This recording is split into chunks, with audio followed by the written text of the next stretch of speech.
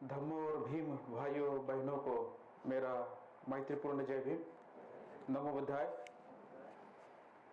और कल्याण नरेंद्र जी, नागकेतु जी, ऋतायुष जी, मेरे सभी करीबी मित्र, आप सबके प्यार के दड़पन में तो मैं आ जरूर गया और प्रशंसाओं के भी दड़पन में आ गया। मैं कोशिश करता हूँ जितना सहभाग बाबा साहब के आंदोलन को हो, एक विशिष्ट आंदोलन से मेरी कटिबद्धता ज़रूर है, लेकिन उसका दायरा कैसे बढ़े और जो कुछ भी मैं सिखाऊँ मेरे मित्रों से, मेरे गुरुओं से, मेरे अन्य किसी शिक्षकों से, उस सब का एक निचोड़ लाकर कैसे हम एक बाबा साहब के दृष्टि को दुनिया में और भारत में पहुंचा सकते, यही मेरी कोशिश रही है। तो मेरे परिचय के और मेरे मित्रों के शब्दों पर मत जाइए। मैं एक छोटी सी कड़ी हूँ, मैं बाबा साहब के चरणों की धूल भी नहीं हूँ। मैं कोशिश करता हूँ, एक सूरज ही होता है। लेकिन आपके इतने यानी जनरस परिचय के लिए थैंक यू वेरी मच मेरे दोनों मित्रों को। और यह तीसरी श्रृंखला है, जैसे ऋतायुष जी ने मुझे बताया था कि इसके पहले लोकमित्र और पद्मबोधि के टॉक हुए थे और मुझे बहुत अच्छा लगा। शायद मैंने अन्य आमंत्रणों को छोड़कर, या मुझे तकलीफ हुई उनको सब कैंसिल करते हुए, लेकिन मुझे लगा यहाँ एक परंपरा भी बन रही है। 14 अप्रैल की बाबा साहब की जयंती कैसी मनाई जाए, किस तरीके से उनके विचारों को रखा जाए। और मैं आशा करता हूँ, मुझे पता नहीं आयोजकों की मनीषा आगे क्या होगी, केवल धम्मचारिणियाँ यहाँ से बोलेगी या इस मंच से और भी लोग आमंत्रित होंगे, उनके विचारों को हम सुनेंगे। इसके बारे में यह 4 केंद्र बैठकर चर्चा करेंगे और उस प्रकार से उसे यह आगे ले जाएंगे। इस दृष्टिकोण से मुझे यह भी महत्वपूर्ण महसूस हुआ कि एक संस्कृति की घड़न या उसकी एक यानी नींव भी इस महत्वपूर्ण शहर से और त्रिरत्न बौद्ध महासंघ के मंच से रखी जा रही है। इसलिए मुझे यह सुनकर भी बेहद खुशी हुई, इसलिए मैंने यह स्वीकारा, यह निमंत्रण, और उन्होंने मुझे आमंत्रित किया। इसके लिए सभी 4 केंद्रों के चेयरमैन्स का, उनके सभी आयोजकों का मैं तहे दिल से धन्यवाद देता हूं। आज मुझे यह मौका इस श्रृंखला में, इस कड़ी में कुछ बोलने के लिए मुझे योगदान करने का यह मुझे मौका मिला। और निश्चित रूप से यह एक महत्वपूर्ण श्रृंखला है। और आने वाले 14 अप्रैल में ऐसा भी एक 14 अप्रैल नागपुर में मनाया जाता है। यह एक आर्गुमेंट, यह एक बड़ा संदेश शहर को और देश को मिले, यह भी मेरी इच्छा है। जैसा कि इसका उदाहरण हम देखते हैं, बुद्ध महोत्सव 10 साल पहले शुरू हुआ था, लेकिन हर साल वह बढ़ते गया। और दीक्षा भूमि में एक ऐसा भी एक मंच होता है जहाँ पे बौद्ध संस्कृति, कला और समता, स्वतंत्र और बंधुता मूलक समाज का अनुभव कैसा हो, उसका एक संदेश शहर में निश्चित रूप से बहुत प्रबल रूप से गया। नागपुर में मात्र आंबेडकरी आंदोलन ही जिंदा नहीं है, नागपुर में और भी आंदोलन जिंदा है और प्रबलता से मौजूद है। इसलिए यह शहर एक महत्वपूर्ण मंच है अपने आप में, ऐतिहासिक रूप से, बाबा साहब के कर्मभूमि के रूप से, और जो कुछ भी घटित हुआ पिछले कुछ वर्षों में उसके रूप से।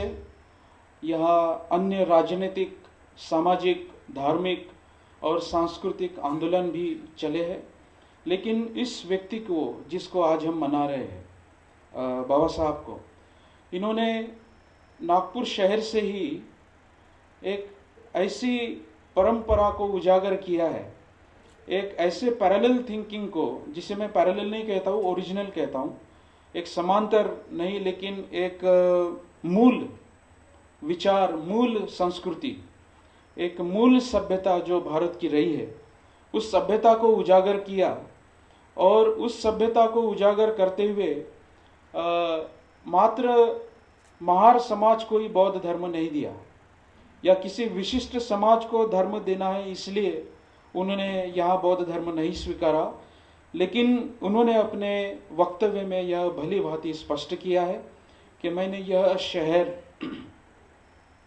राष्ट्रीय स्वयंसेवक संघ का यहाँ हेडक्वार्टर है इसलिए नहीं चुना है।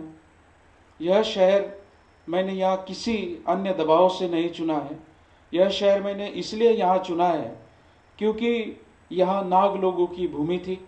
यह एक नाग लोगों की बौद्ध परंपरा को सजग रखने वाली कौमें यहाँ थी। इसके बहुत सारे ऐतिहासिक संदर्भ देते हुए बाबा साहब ने यह शहर चुना है, और अन्य जो कारण उस वक्त मीडिया ने जो प्रोपोगेट किए होंगे, अन्य वृत्तपत्रों में या अखबारों में छपे होंगे, यह मेरे लिए गौण है, दुय्यम है, ऐसा बाबा साहब ने कहा। यह एक पहला संदर्भ है। दूसरी बात, मैं बाबा साहब ने जो 1943 में शेड्यूल कास्ट फेडरेशन के एक नेशनल कन्वेंशन को एड्रेस करते हुए एक टॉक दिया था, मुंबई में दिया था। वो 45 में था, 6 में 1945। वो बहुत ही प्रसिद्ध हुआ, political deadlock and the way out. एक राजनीतिक डेडलॉक में हम फंस गए हैं, और उससे हमारा वे आउट क्या होगा, उससे हमारा मार्ग आगे कौन सा बढ़ेगा, इसके बारे में बाबा साहब कुछ बातें कह रहे थे। तब वह ऑर्गेनाइजेशन जो थी, या जिस बैनर के तहत बाबा साहब ने वो कॉन्फ्रेंस को संबोधित किया था, उस अधिवेशन को संबोधित किया था, वह थी शेड्यूल कास्ट फेडरेशन। और शेड्यूल कास्ट फेडरेशन को जब वो संबोधित कर रहे थे, तब बाबा साहब ने बहुत महत्वपूर्ण बात कही थी, और उसके कारण अलग थे। कुछ दबाव या कुछ परिस्थितियां बाबा साहब के आगे ऐसी थी कि उनको उसे शेड्यूल कास्ट फेडरेशन कहना पड़ा। लेकिन बाबा साहब कहते हैं कि मैं सेक्टेरियन नहीं होना चाहता, मैं किसी विशिष्ट समुदाय को ही बताऊं और मेरे विचार उन तक ही सीमित रहे, ऐसा मैं नहीं चाहता। ये बहुत महत्वपूर्ण विधान बाबा साहब ने उस परिषद में किया था, और उन्होंने कहा था कि मैं जो करने की कोशिश कर रहा हूँ, मैं इसके ऊपर कहूँगा, यह मैं मात्र किसी सेक्टेरियन अप्रोच से नहीं कह रहा हूँ, किसी कल्ट या एक पंथ या एक जाति मूलक समाज के लिए मैं नहीं कह रहा हूँ। मैं चाहता हूँ कि जो कुछ भी मैंने मंथन किया है मेरे विचारों का, गांधी से हो, जिन्ना से हो, पाकिस्तान का बंटवारा हो, बाद में संविधान की रचना हो, ब्रिटिशों के साथ जो संघर्ष किया हो, इस सब को सीख कर भारत के लिए द बेस्ट क्या होगा, भारत के लिए सर्वोत्तम क्या होगा, वह सर्वोत्तम मैं देने की कोशिश कर रहा हूँ। इसलिए इस फेडरेशन को, इस वक्तव्य को मात्र उस तक ही सीमित ना रखे। यह एक बहुत महत्वपूर्ण इंसाइट बाबा साहब ने 45 में दी थी, कन्वर्जन के पहले की थी, जब उन्होंने शेड्यूल कास्ट फेडरेशन बनाया था। यह एक बहुत महत्वपूर्ण बात बाबा साहब की मुझे आज याद आई। मैं इसलिए भी यह कह रहा हूँ कि आज के युग में जहाँ हम ये बाबा साहब की जयंती मना रहे हैं, बहुत सारे विश्वविद्यालयों में जयंती मनाने की परमिशन भी नहीं दी गई है, या उसे नकारा जाता है, या इस प्रकार से, यानी आप लोग जो नागपुर शहर में रहते हैं, वो उस उद्देश्य से खुशनसीब है कि उनको बाबा साहब का नाम लेते वक्त, उनके कार्यक्रम करते वक्त, या कोई भी उनका सेलिब्रेशन करते वक्त एक जोश उनमें होता है, एक उत्साह उनमें होता है, एक आत्मविश्वास उनमें होता है। वह इसलिए भी है क्योंकि उनका आशीर्वाद बिल्कुल आपके करीब है। बहुत सारे लोगों तक यह आशीर्वाद, उनका आशीष पहुंचा नहीं है।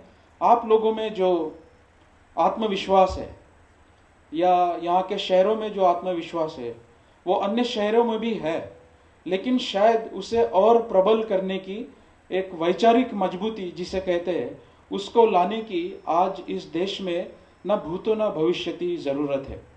मैं इसलिए कह रहा हूँ क्योंकि जिस दौर में ये आज की 2019 की 14 अप्रैल 2019 की जयंती जो हम मना रहे हैं एक विशेष महत्व रखती है।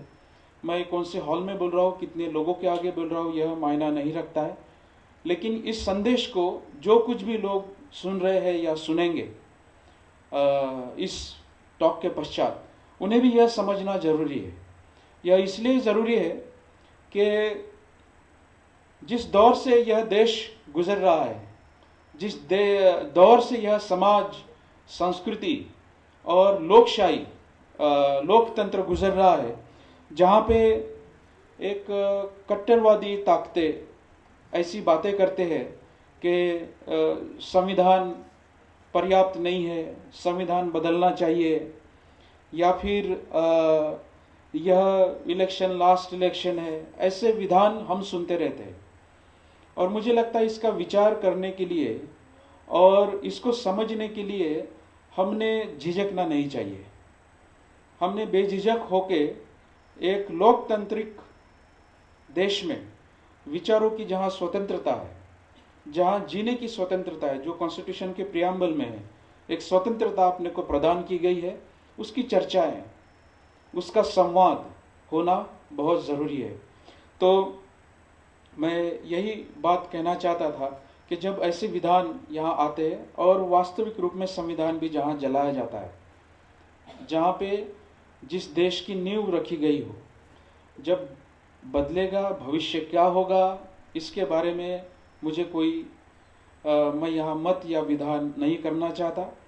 लेकिन जब तक स्वतंत्रता के पश्चात, आफ्टर इंडिपेंडेंस 15 अगस्त 1947, जब इस देश में संवैधानिक ढांचा यहाँ के राष्ट्र निर्माताओं ने तय किया है, वो कांग्रेस हो या फिर कम्युनिस्ट पार्टियां हो या फिर अन्य कोई भी सामाजिक आंदोलन हो, जब देश का भविष्य तय करने वाले जो भी नेता होंगे, किसी भी विचारधाराओं से वो आए होंगे, और यह बातें राजगृह दादर में तय नहीं हुई, यह बातें 26 अलीपुर रोड में तय नहीं हुई।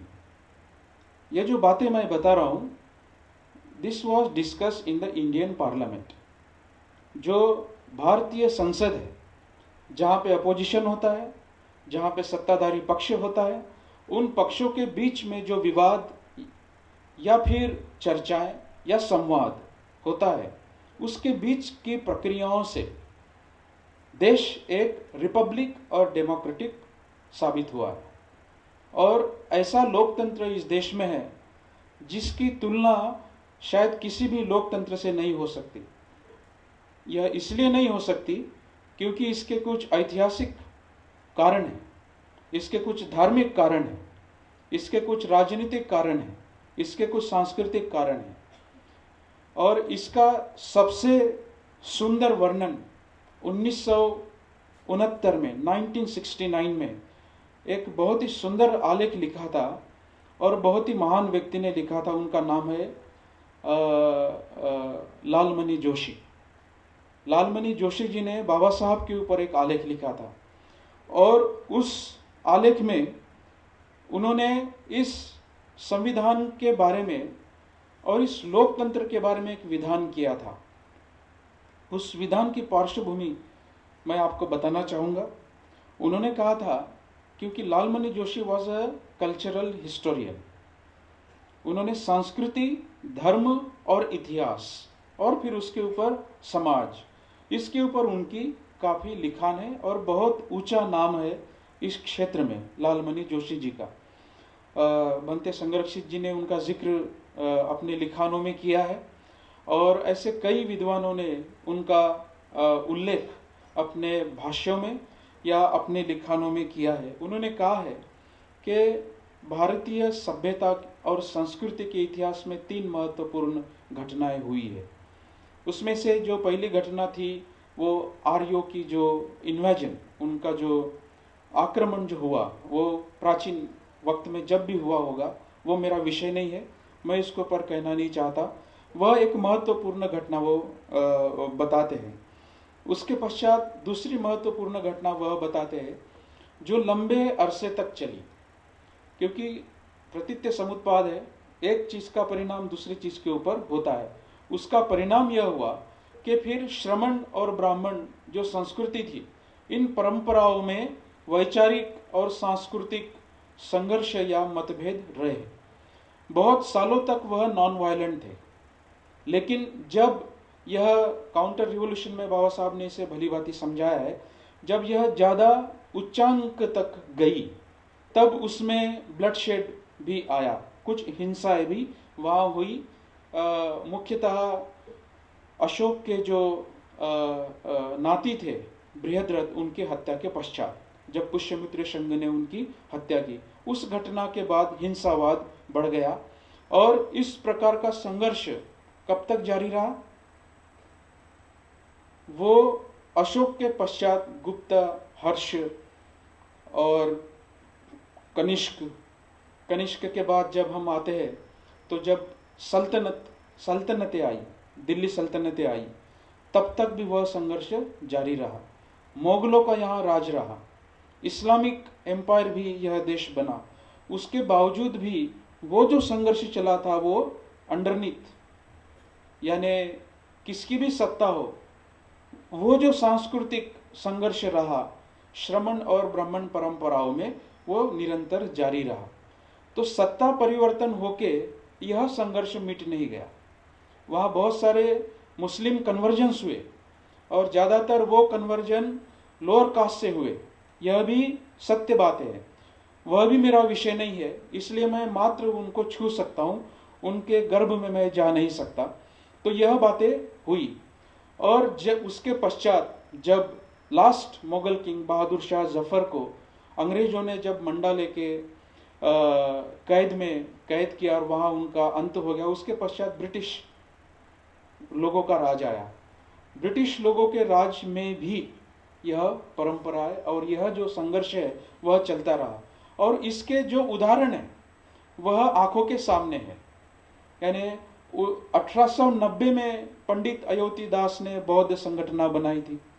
पेरियार रामस्वामी अंग्रेजों के वक्त जाति विरोध का आंदोलन लड़ रहे थे। महात्मा फुले पुणे में लड़ रहे थे।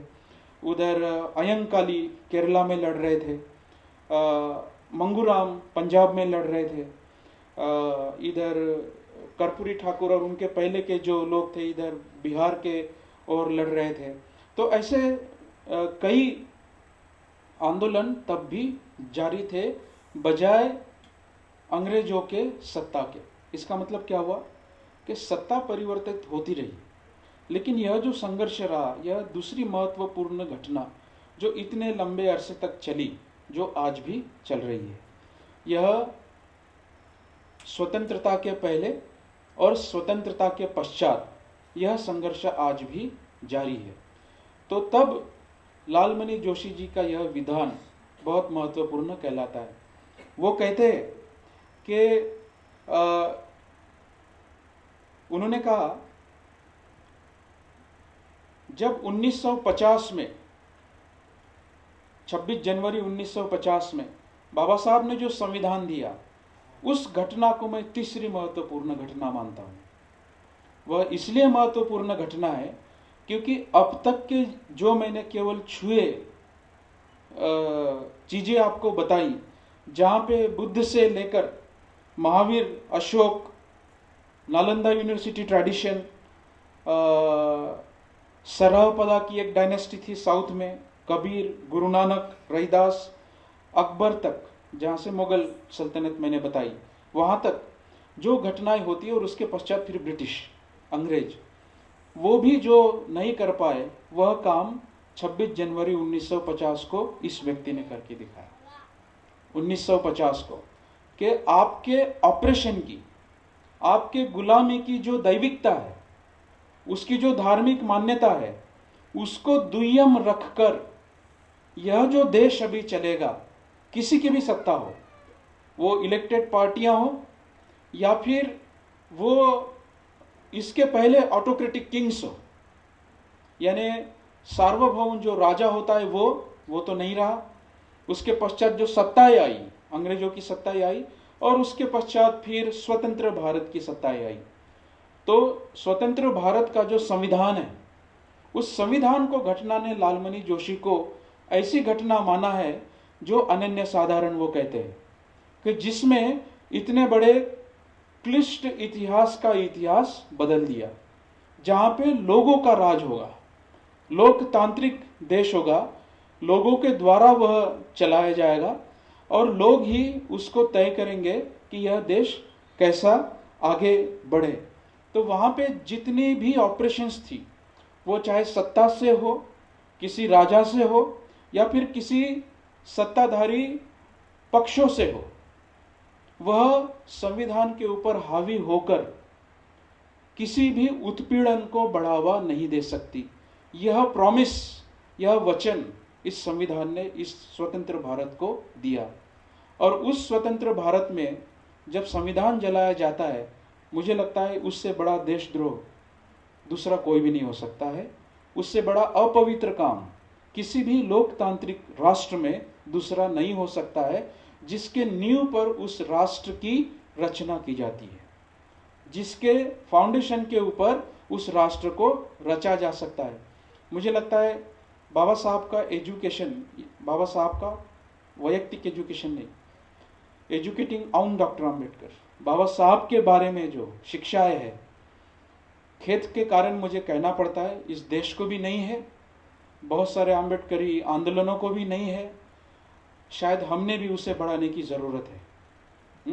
हमें न भूतो न भविष्यति उसे बढ़ाने की ज़रूरत है। इसलिए लालमणि जोशी ने अंतिम जो कमेंट किया वो किया, if you wanted to make Ambedkar mission successful, अगर आपको इस बाबा साहब का मिशन यशस्वी करना है, spread Buddhism the way he taught.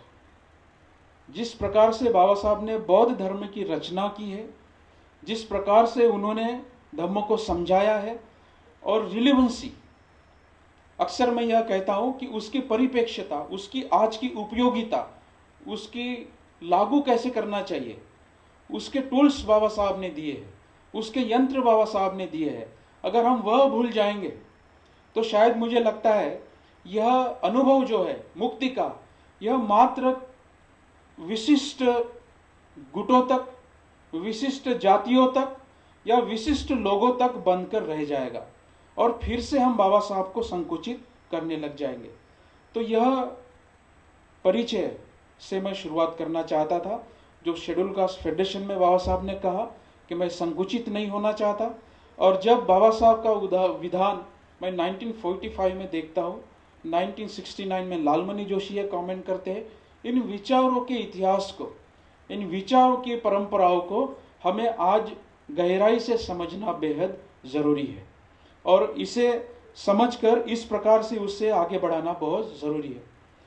तीसरी महत्वपूर्ण बात मैं यह बताना चाहता हूँ, ये 2019 है, बात उन्होंने की थी जब उन्होंने साउथ ब्यूरो कमीशन के आगे पहला मेमोरेंडम पढ़ा था। वहाँ से बाबा साहब का एक active political life, social life, उसके पहले भी वो एक्टिव नहीं थे ऐसा मैं नहीं कह रहा हूँ, लेकिन एक औपचारिक तरीके से, एक कंस्ट्रक्टिव प्लान से, एक कंस्ट्रक्टिव विजन से 1919 को आज 100 साल हो रहे हैं। वहाँ से बाबा साहब ने एक सपना संजोया, एक ड्रीम इस देश के आगे रखा और उसको 2019 में 100 साल हो रहे हैं। तो उनके पॉलिटिकल बर्थ का भी यह एक इम्पॉर्टेंट ईयर है, केवल उनके फिजिकल बर्थ का नहीं है। इसके आगे जो भी घटनाएं आएगी 1919 के बाद 2019 से आगे जो भी घटनाएं आएगी, 2056 भी आएगा तब 100 साल कन्वर्जन को पूरे होंगे। तो बाबा साहब के हर महत्वपूर्ण डिसीजन के 100 साल पूरे होते जाएंगे। तो कम से कम मैं यह भी दिमाग में रख रहा हूँ यह बोलते वक्त कि क्या आने वाले 50 साल का कम से कम 25 साल का मेरे आगे प्लान क्या है, मेरे आगे योजना क्या है कि मैं इस 100 साल को एक आदरांजलि दे पाऊँ, इस 100 साल को मैं कमोमेरेट कर पाऊँ, उसको मैं सेलिब्रेट कर पाऊँ। उसके लिए मेरे आज के प्लान्स क्या है, इसके ऊपर भी हमने गहराई से चिंतन करने की आवश्यकता है। तो इस इस परिप्रेक्ष्य में हम बाबा साहब की जयंती मना रहे हैं। एक चौथी महत्वपूर्ण बात मैं यहाँ बताना चाहता हूँ। जो लोग बुद्ध महोत्सव में जिन्होंने मेरा टॉक सुना होगा, उसमें मैंने ये बात दोहराई थी, राष्ट्र निर्माण के लिए जो जो कल्पनाएं उभर कर आ रही थी इस इतिहास में, तो वो प्रमुख 4 कल्पनाएं थी। उसमें से पहली कल्पना यह थी कि वो धर्म के ऊपर उस राष्ट्र का निर्माण होना चाहिए। धर्म राष्ट्र जिसे कहा गया है, जो पितृ भूमि से बना हुआ जो राष्ट्र रहेगा, यह एक पहली संकल्पना आई थी और उसकी नींव भी इसी शहर में रखी गई थी 1925 में। और 1925 की घटना भी महत्वपूर्ण है, जहां एक प्रबल हिंदू राष्ट्र निर्माण हो। इस संकल्पना से राष्ट्रीय स्वयंसेवक संघ की, आरएसएस की स्थापना हुई थी 1925 में। मैं किसी संघ को या किसी आंदोलनों को दोष नहीं दूंगा। जो लोग जिस आंदोलनों से कन्विंस्ड है, जिन विचारों से कन्विंस्ड है, उसके लिए उन्होंने प्रामाणिकता से काम किया, उसके लिए उनके रिजल्ट्स, उनके परिणाम उनके आगे आते हैं, उनको वैसे रिजल्ट्स मिलते हैं। लेकिन वही मात्र एक बात नहीं थी, वही मात्र एक संकल्पना नहीं थी। उसके परिणाम स्वरूप दूसरी भी संकल्पनाएं थी, जिसे मैं झूठा लोकतांत्रिक राष्ट्र कहता हूं, pseudo democratic idea of nation. उसको मैं सुडो डेमोक्रेटिक इसलिए कहता हूं क्योंकि उस संकल्पना में तंत्र की, साइंस की, टेक्नोलॉजी की और प्रोग्रेस की बात की गई। उसी दौरान नेहरू और आइंस्टाइन की, टैगोर की और आइंस्टाइन की मीटिंग हम देखते हैं। वहां पे गांधी जी का भी कहना आता है कि मैं अपने आप को अछूत मानता हूं, लेकिन मैं वर्णाश्रम धर्म को छोड़ नहीं सकता, क्योंकि वो एक सोशल स्ट्रक्चर है और उस सोशल स्ट्रक्चर को मैं मानूंगा नहीं तो सोसाइटी चलेगी कैसे। तो एक जिसका वर्ण है, उसका वो आश्रम है जहां पे वो रहता है, और उसका एक धर्म है, उसका उसने पालन करना चाहिए। यह इसका अर्थ होता है। उसको कहते हैं वर्ण, आश्रम, धर्म। तो फिर ब्राह्मण, क्षत्रिय, वैश्य और शूद्र, इन सब के आप आश्रम ढूंढ लीजिए, फिर उनके लिए उनके धर्म क्या है वो आपका होमवर्क है, आप उसे देखिए। तो यह लोकतांत्रिक भाषा तो बोल रही थी, लेकिन लोकतांत्रिक राष्ट्र निर्माण होने के लिए प्रामाणिक कदम नहीं उठाए जा रहे थे। तब 1942 में जब पहली मीटिंग 13 अगस्त को जब गांधी के साथ बाबा साहब मिलते हैं, तब वो कहते हैं आई एम पार्ट अपार्ट, मैं यहाँ का हिस्सा ही नहीं हूँ, आई हैव नो होमलैंड, मेरी कोई मातृभूमि ही नहीं है। जहाँ पे कुत्ते और बिल्ली से बदतर व्यवहार इस इंसानों के साथ किया जाता है, मेरे लोगों के साथ किया जाता है, इसको मैं कैसे समझूं कि आप किसी भेदभाव, उच्चाटन का या जाति निर्मूलन का आप काम कर रहे हो। यह सवाल गांधी के सामने रूबरू फेस टू फेस बाबा साहब ने रखा। तब गांधी जी कहते कि लाखों रुपया हमने खर्च किया है, बाबा साहब कहते वो वेस्ट है, वो प्रोग्राम से कुछ नहीं होगा जब तक यहाँ से जाति निर्मूलन नहीं होगा, जब तक यहाँ से जाति व्यवस्था नष्ट नहीं होगी, तब तक हमें जिस राष्ट्र का निर्माण हमें करना है, जिस स्वतंत्र भारत की हम कल्पना कर रहे हैं, वह नहीं होगा। तो उस झूठा जो लोकतंत्र था, सुडो डेमोक्रेटिक जो आइडिया थी, उसका क्रिटिक स्वयं बाबा साहब ने ही दे दिया अपने जीते जी। यह दूसरी कल्पनाएं उभर कर आ रही थी। तीसरी जो कल्पना थी, तब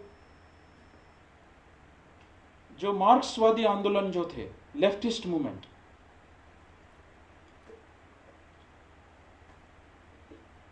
वो लेफ्टिस्ट मूवमेंट भी काफी प्रबल थी, जिन्होंने कम्युनिस्ट या सोशलिस्ट आइडिया को राष्ट्र के माना। तो मैंने पहली जो कल्पना बताई थी उसके परिणाम आपके सामने हैं। मैंने दूसरी जो आइडिया बताई जो लोकतांत्रिक थी, उस पार्टियों से द्वारा भी यहाँ सत्ताएं हुई है, उसके भी रिजल्ट आपके सामने हैं। तीसरी जो कल्पना थी वह थी कम्युनिस्ट लोगों की, मार्क्सवादी लोगों की, जहाँ पे उनका यह मानना था कि भाई जो प्रोलेटेरियन है, प्रोलेटेरियन का मतलब होता है श्रमजीवी, जो कामगार वर्ग है, उनकी सत्ता आनी चाहिए, क्योंकि वे लोग गरीब हैं। और जब तक इन गरीब लोगों को इकोनॉमी नहीं मिलती, पैसा नहीं मिलता, इनकी गरीबी दूर नहीं होती, तब तक यह जो डिक्टेरियन जो क्लास होता है, जो डिक्टेट करता है, डिक्टेटरशिप नहीं, डिक्टेरियन क्लास, जो ऐसा वर्ग होता है, जो वर्ग जो गरीब लोग हैं उनके ऊपर हावी होकर सत्ता करता है, यह एक मॉडल है। और यह वेस्ट में हुआ और है। भारत में भी उस मॉडल को यहाँ ट्रांसलेट करने की मार्क्सवादियों ने कोशिश की, कम्युनिस्ट लोगों ने कोशिश की, और उसके भी जैसे जयप्रकाश नारायण है, लोहिया है, इवन भगत सिंह है, यह इसके उदाहरण है। इतिहास इन सब चीज़ों का गवाह है।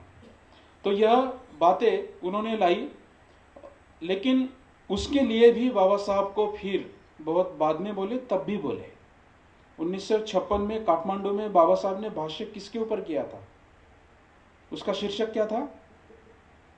आपको पूछ रहा हूं मैं। Buddha and Karl Marx, Buddha और कार्ल मार्क्स। क्यों इस व्यक्ति को, इन दो व्यक्तियों को तुलना करनी पड़ी?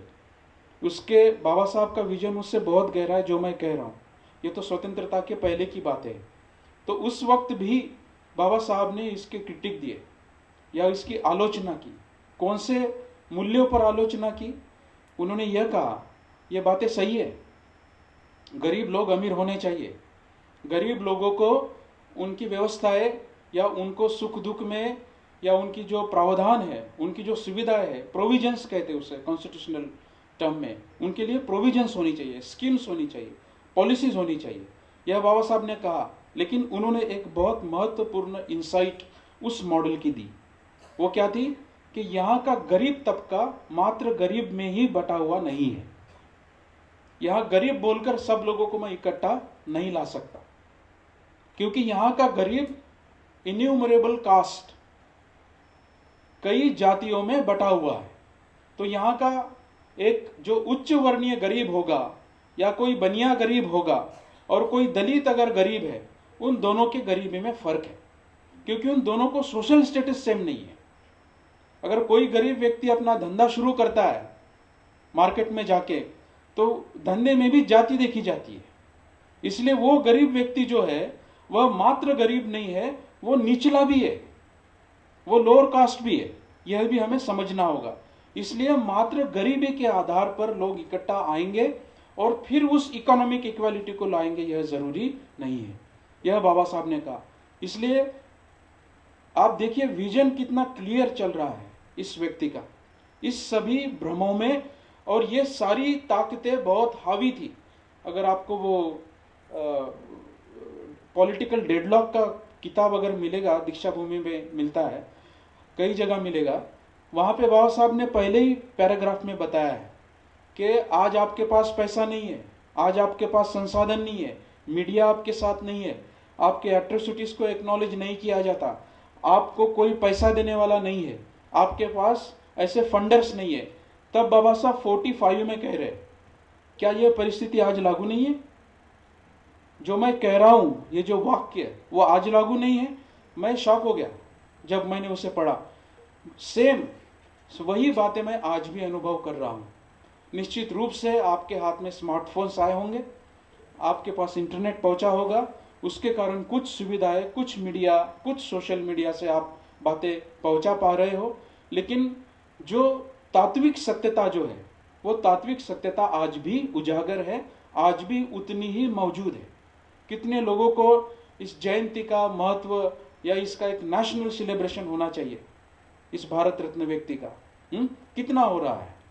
निश्चित रूप से दुनिया में मनाई जा रही है, लेकिन वो अमेरिका हो या जापान हो या फिर और किसी देशों में ये जयंती मनाई जा रही हो, उनका मैं अभिवादन करता हूं, उनका मैं स्वागत करता हूं। लेकिन जिम्मेदारी किसके हाथ में है? इसको, इन विचारों को पकड़कर इसको मजबूत बनाने की जमीन वहां है या यहाँ है? जब यहाँ पेड़ मजबूत होगा तभी उसके जो ब्रांचेस है दूसरी दुनिया में पहुंचेगी। इसलिए कहीं ऐसा ना हो जाए कि हम केवल ब्रांचेस को पकड़ के रहे और अपने जड़ खोखले होते जाए। यह एक बहुत बड़ा क्या कह सकते हैं कि चैलेंज, आह्वान हमारे सामने है। यह इसे समझना बहुत ज़रूरी है। इस माहौल में चौथी जो बात है, चौथी राष्ट्र की संकल्पना बाबा साहब ने दी, वह है लोकतांत्रिक राष्ट्र की। ऐसा राष्ट्र जो इन लोकतांत्रिक मूल्यों के ऊपर खड़ा हो, इन लोकतांत्रिक बातों के ऊपर खड़ा हो। मुझे ऐसे लगा, मैंने आपको एक्चुअली उनकी सही बात नहीं बताई। उन्होंने तो यह भी कहा, जो बुद्ध, महावीर, कबीर, गुरु नानक नहीं कर पाए वो बाबा साहब ने आधुनिक जगत में किया। और मुझे लगता है वो अतिशयोक्ति नहीं है, क्योंकि आज कोई भी समाज सुधारक या स्पिरिचुअल लीडर या कोई गुरु या कोई धार्मिक मूल्यों को मानने वाला व्यक्ति है, आसान आवाहन नहीं है। हम त्रिरत्न बौद्ध महासंघ के तहत यह जयंती मना रहे हैं।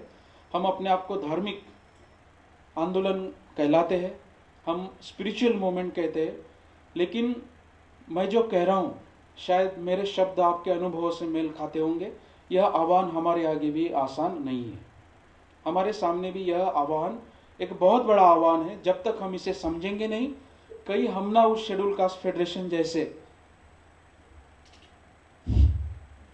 आप समझ गए जो मैंने कहा और आपने सुन लिया जो मैंने नहीं कहा, हम संकुचित होके ना रह जाए, ना ही हम बाबा साहब को संकुचित कर बैठे। ये एक बहुत बड़ा चैलेंज हमारे सामने है। तब बाबा साहब ने जो लोकतांत्रिक बोला, तो केवल डेमोक्रेसी बोल के नहीं होता है। बाबा साहब ने दो महत्वपूर्ण शब्दों का उच्चारण किया या मॉडल दिया। उसे उन्होंने कहा स्टेट सोशलिज्म, जहां राष्ट्र, एक स्टेट का मतलब महाराष्ट्र स्टेट या बिहार स्टेट या तेलंगाना स्टेट, ऐसा स्टेट नहीं। स्टेट मतलब यहाँ राष्ट्र होता है कॉन्स्टिट्यूशनल टर्म्स में, जैसे यूनाइटेड स्टेट्स कहते हैं। तो इस तरह से स्टेट ये जिम्मेदारी लेता है कि इस प्रकार से सभी समाज के वर्गों को न्याय मिले, सभी समाज के वर्गों को एक उचित जीवन हासिल हो। इसे स्टेट सोशलिज्म कहते हैं। और दूसरी बात बाबा साहब ने कही थी, वो कही थी पार्लियामेंट्री डेमोक्रेसी। पार्लियामेंट्री डेमोक्रेसी, जहां हम हमारे प्रतिनिधि चुनते हैं और उनको चुनकर हम पार्लियामेंट में भेजते हैं और पार्लियामेंट में वो आपके अधिकारों की बात करते हैं। लेकिन सूत्र आज के अनुभवों में उल्टा है। यहां समाज के लिए नेता नहीं है, नेता के लिए समाज है। यह एक कॉन्ट्रडिक्शन आज के राजनीति में या राजनीतिक अनुभवों में हम महसूस करते हैं कि जो नेताओं ने लोकतंत्र के नींव पर, संवैधानिक नींव पर जो राष्ट्र निर्माण का वचन लिया है, उनकी जब शपथ होती है, वो कॉन्स्टिट्यूशनल ओथ कहते हैं उसे। उस ओथ के खिलाफ जाकर आप संविधान के खिलाफ बोलते हो, तो उसके ऊपर सवाल खड़ा करना बेहद जरूरी है। बहुत महत्वपूर्ण है इन विचारों को हम गहराई से समझे कि बाबा साहब पार्लियामेंट्री डेमोक्रेसी का मतलब क्या बता रहे हैं, स्टेट सोशलिज्म का मतलब क्या बता रहे हैं। इसका मतलब ऐसा हुआ कि बाबा साहब ने बोला, स्टेट इकोनॉमी का मतलब भी उन्होंने समझाया कि जो महत्वपूर्ण इंडस्ट्रीज है, की इंडस्ट्रीज, बाबा साहब ने शब्द प्रयोग किया कि इंडस्ट्री स्टेट के हाथ में होनी चाहिए। उदाहरण के लिए एजुकेशन, हेल्थ, इंश्योरेंस, पावर,